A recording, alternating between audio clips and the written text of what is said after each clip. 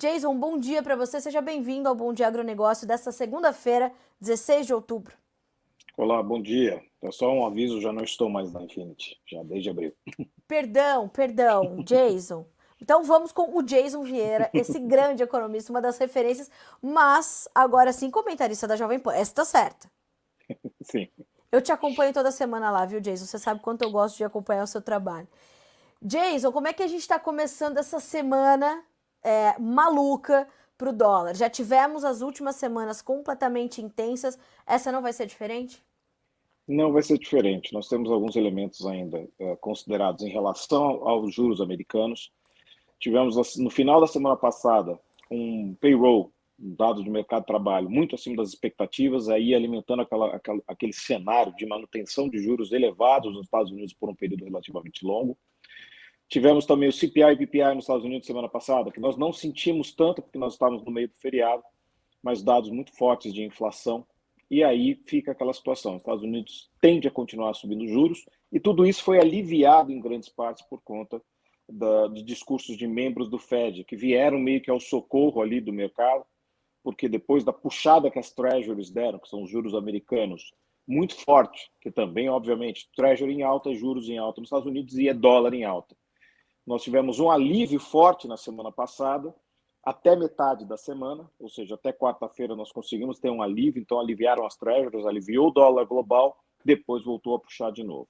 Essa volatilidade ela deve ser uma continuidade aí para os próximos dias e não há muita esperança de que isso mude, porque a depender dos dados que são divulgados lá fora, é mais ou menos o como vai se comportar aqui dentro. Não tem muito elemento local que faça diferença nesse mercado.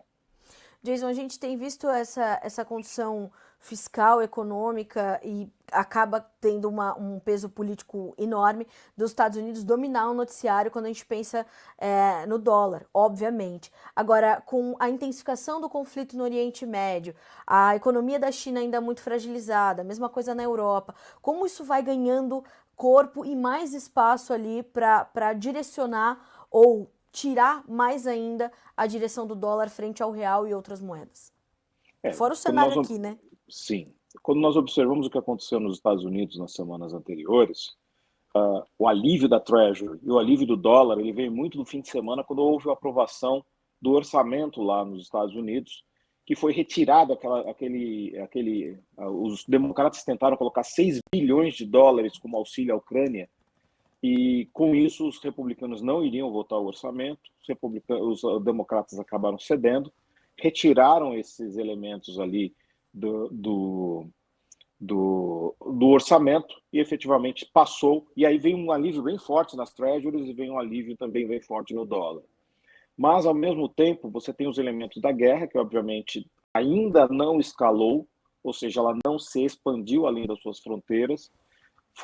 Um temor semelhante do que poderia ter acontecido com a guerra da Ucrânia e não aconteceu, ou seja, ficou circunscrito ali efetivamente somente aquela região, não teve nada além, mas sempre a tensão, obviamente, tensão e atenção que levam um evento dessa magnitude em nível global. Outro ponto importante é a economia americana, obviamente, ela continua dando sinais de que está muito aquecida e é estranho, porque há sinais de aquecimento em alguns setores, há sinais de aquecimento em outros setores, mas a inflação continua elevada. Então, toda essa série de elementos aí a gente fica muito atento. Aqui no Brasil, obviamente, feriado semana passada trunca a semana, o Congresso quase que não trabalha. Voltamos agora com atenção, obviamente, sempre a questão da reforma tributária, de como se comporta a questão do arcabouço fiscal e, principalmente aqui, de como está essa relação do Congresso com o governo. Jason, me chama a atenção esse ponto da sua fala. Esses sinais de aquecimento em setores da economia americana, não há os mesmos sinais em outros setores, essa dificuldade no controle da inflação. A que se assemelha esse momento? Ou a gente tem um momento próximo, num passado próximo, que ajude a explicar o que está acontecendo e por que a gente está vendo as coisas caminharem dessa forma? Esse é o problema, nós não temos. Essa é a grande questão. Não há Certo. um comparativo de Sim. um momento econômico no mundo que tenha acontecido isso, mesmo porque nós não tivemos um momento em que houve uma injeção de recursos tão acelerada e tão grande no mundo num período tão curto, em que a demanda agregada estava muito baixa, muito deprimida, que foi o momento da pandemia. E, ao mesmo tempo, se entender que você teve uma série de auxílios, uma série de coisas que fizeram que a economia americana tivesse um momentum, tivesse vamos dizer assim, ainda ela consegue andar sozinha por um tempo, por conta ainda daqueles auxílios que vieram lá atrás. E aí você teve a demora do Fed de tirar esses auxílios. O Fed ele pecou muito nesse momento, porque havia um elemento político no meio do caminho, ele não queria tirar os auxílios naquele momento, ele, de certa maneira, tentou adiar o processo de mais possível. A Europa fez a mesma coisa, e aí nós temos esse problema grave que continua a permear o mundo e nós não temos paralelo a isso. Essa que é a grande questão. Não há um paralelo que possa dizer, não, isso se assemelha à crise de 29, se assemelha à crise de 2000 do Bin Laden. Não, infelizmente nós estamos num momento inédito em que nós, economistas, vamos estar escrevendo nos livros do futuro. Jason, a gente está vendo o dólar index hoje ceder um pouquinho, nesse momento 0,2% de queda. O que isso sinaliza, especialmente para essa segunda-feira, para esse início de semana?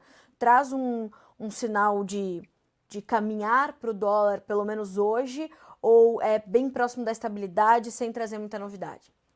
A questão do dólar agora, a gente precisa observar, quando olha via DXY, a gente olha também pela questão de muito, vamos dizer assim, muito mais pela questão do euro, da libra e do ien, que são as moedas pares nesse índice, do que efetivamente em relação às outras. E você tem algumas pressões, por exemplo, de algumas moedas, por exemplo, do euro, você tem a pressão do ien em relação às próprias políticas monetárias que estão sendo adotadas e algumas inflações.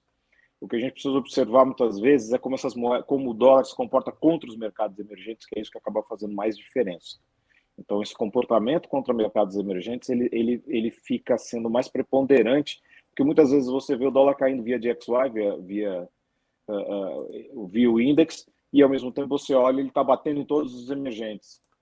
Então, a depender dessa reação em relação ao DXY, ele é interessante como observacional, mas é mais importante observar o movimento contra os emergentes, que às vezes o dólar está perdendo para os seus pares, mas está ganhando muito fortemente contra nós, por exemplo, e outras moedas. Hoje a gente está abrindo aqui o mercado, primeiros negócios, R$ 5,05, 0,7% de queda. Como é que isso impacta para as commodities e como que o comportamento das commodities agora também se choca com essa realidade intensa e volátil do dólar? Jason, dá para fazer uma correlação entre esses dois cenários nesse momento? Sim, porque nós tivemos, por exemplo, nas semanas anteriores, umas altas mais consistentes de algumas commodities agrícolas, nós tivemos de energéticas e tivemos quedas nas commodities metálicas. Parte das commodities metálicas caíram por conta dos sinais da China, que não foram muito bons, alguns indicadores econômicos vieram fracos, e a China depende dessas commodities metálicas. As commodities energéticas, obviamente, em alta por conta dos eventos do Oriente Médio, e as commodities agrícolas, obviamente, ligadas a mercado. Mas aqui nós estamos tendo um ponto importante, que nós observamos o fluxo cambial, que é o saldo entre o fluxo financeiro e o fluxo comercial. Nós vemos que o fluxo comercial tem ajudado o dólar a se estabilizar aqui no Brasil. Ou seja, nós estamos exportando bastante, nós estamos com uma pauta de balanço comercial bem intensa, e neste sentido, é isso que tem evitado que o produtor pode reclamar muitas vezes dessa questão do dólar estar às vezes baixo, mas muitas vezes o dólar está baixo exatamente porque nós estamos exportando. Então, o que tem sido o ponto de equilíbrio da moeda no Brasil tem sido a balança comercial, por enquanto, nesse curto prazo. Nós temos ainda o IED, que nós chamamos de investimento externo direto, que também tem continuado robusto, mas o fluxo de mercado financeiro ele tem sido muito focado, por exemplo, em dólar e nos juros. Ou seja, o estrangeiro está apostando aqui num dólar, num real desvalorizado, está apostando num juro alto. Então, é bom ficar atento nesse sentido, porque a posição do estrangeiro é significativa no nosso mercado. Jason, de outro lado, quando a gente tem essa estabilidade no dólar, a gente também vê custos de produção mais contidos para o produtor brasileiro, pensando em agronegócio especificamente. Esse equilíbrio ele vai ter que acompanhar, porque ele pode ser um equilíbrio ou uma estabilidade passageira. É uma coisa que eu sempre digo, eu trabalhei muito com o setor agrícola no passado, a gente tinha uma consultoria que tinha um foco no setor agrícola, e o que nós dizíamos sempre para os produtores era aproveite os momentos de baixa para fazer estoque, né? Então, sementes, implementos, defensivos, tudo que se puder, que tiver em dólar, que puder fazer, desfazer dívida de dólar, tudo vai, aproveita esse momento, que é importante, uma janela importante. A questão é saber o que é dólar de equilíbrio para cada produtor, essa é a Sim, questão. Acima de 5 para muita gente já é um dólar muito bom. Ponto, acima de 5 pontos. O resto acima de 5 é lucro. Então, 5,05, 5,15, 5,20, 5,17 não faz tanta diferença. A questão é o quanto isso daí acaba impactando na questão da produção. O problema é que muitas vezes é quando o dólar dá aquelas barrigadas muito abaixo de 5, e aí é um grande momento de se fazer vamos dizer, se fazer estoque de implementos de produção, e sim. daí, mas daí às vezes não combina, você pode estar no meio da safra, e aí você já fez isso, então é complicado. Eu digo o seguinte, é bom sempre, dependendo do tamanho da sua produção, é fazer o hedge, fazer a proteção cambial, fazer a proteção da sua produção, muitas vezes, se for possível, ou na BMF, ou em Nova York ou Chicago. Eu acho que esses mercados são de suma importância para o produtor local.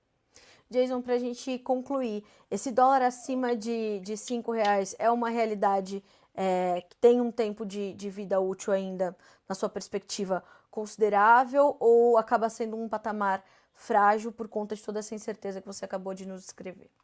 Eu acho que acima de 5 ele é uma questão mais ligada ao que está acontecendo nos Estados Unidos do que localmente. Porque localmente, como disse, a depender do fluxo comercial podia estar mais baixo. Ou seja, o fermento autoimputado do produtor. Eu sempre digo, nós tínhamos lá atrás, em 2007, a reclamação pesada dos produtores que o dólar estava indo próximo de R$ 1,50, mas ao mesmo tempo esse dólar acontecia porque ele estava vendendo muito para o exterior. Mais ou menos o que estava acontecendo agora. Mas acima de 5 é uma coisa muito importante se lembrar o seguinte: se os Estados Unidos pensar em reverter a sua política monetária, ou seja, inverter a curva, começar a cortar juros, isso vai ser significativo porque é o que tem sido, é o que tem impactado nesse momento, não só no Brasil, mas em outros países do mundo, o valor do dólar. Então, sempre ficar atento ao que está acontecendo lá fora. Jason, te agradeço demais pela companhia no Bom Dia Agronegócio dessa segunda-feira. Excelente forma da gente começar a semana, já com essas sinalizações e esses sinais de alerta que o produtor tem que manter ligados. Obrigada mais uma vez pela companhia e volte sempre, meu amigo. Portas sempre abertas para ti.